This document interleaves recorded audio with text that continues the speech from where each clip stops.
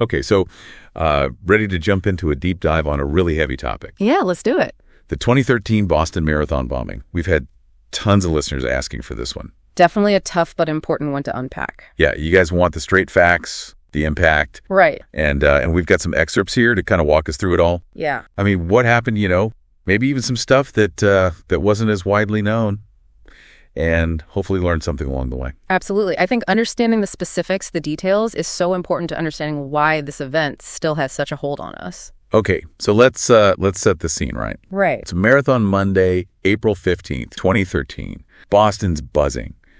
Crowds everywhere, runners, the whole city's just electric. Such a huge event for the city. And then, boom, 2:49 p.m., 2 pressure cooker bombs go off near the finish line, packed with nails, ball bearings, all this shrapnel. It's just awful. The choice of explosives is so chilling, Pressure cookers, something you can just find anywhere, turned into these horrific weapons. And the timing, too. Like 2 hours after the fastest runners had already finished. Yeah, they were targeting the biggest crowds, tons of spectators, And in those crowds, you had families celebrating the race. I mean, it's just heartbreaking. 3 people were killed, right? 8-year-old Martin Richard. 23-year-old Lingzi Liu, a grad student. She was from China. And then 29-year-old Crystal Campbell. She was there cheering on her friend. And we can't forget the hundreds injured.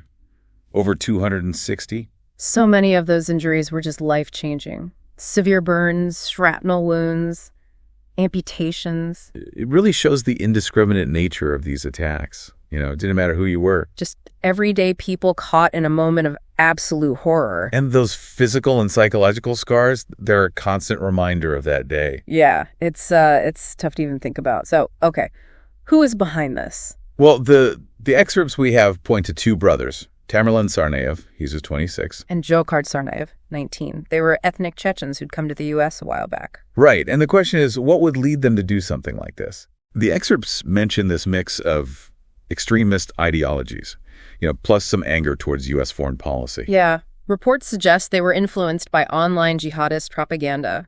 They saw this bombing as revenge for U.S. military action in Muslim countries. So it's like, how do these ideologies even take hold?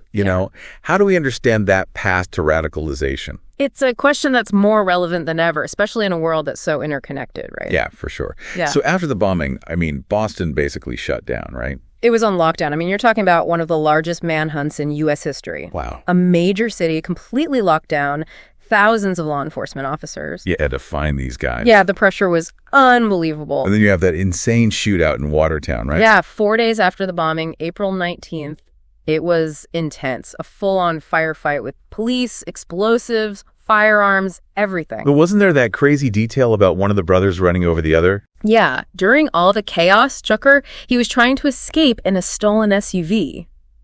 He actually ran over his brother, Tamerlan, seriously injured him. Whoa, wait. He ran over his own brother.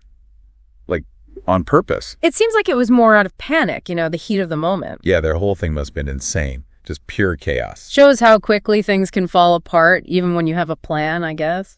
So Tamerlan, he died from those injuries, right? But Dzhokhar, he got away. Right, but only for a while. So how did they finally catch him? They found him hiding in a boat, just chilling in a backyard in Watertown, hours after his brother died. A boat. Wow, okay. Apparently, surveillance footage from all over the city, businesses, homes, was key in IDing them. They had footage of the brothers actually planting those backpacks at the finish line. Man, that footage must have been chilling to see. Definitely highlights how technology, surveillance especially, is changing investigations, right? Yeah, but then it raises all those concerns about privacy, too. For sure. It's a double-edged sword, And then there's the whole legal process that followed for Dzhokhar.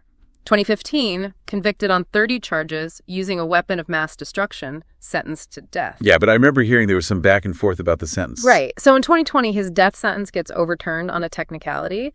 But then in 2022, the Supreme Court reinstates it. So it's still ongoing. Yep.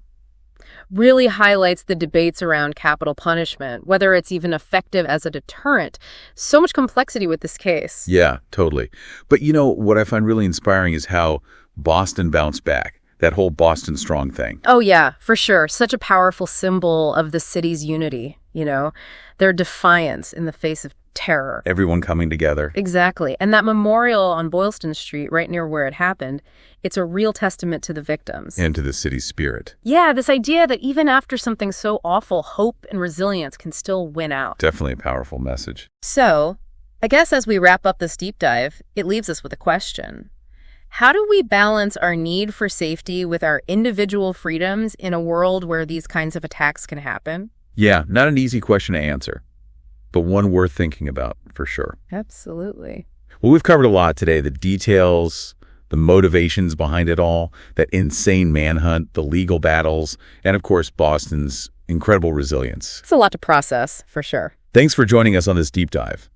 Let's remember the victims, and let's keep asking questions, keep learning, keep trying to make sense of it all.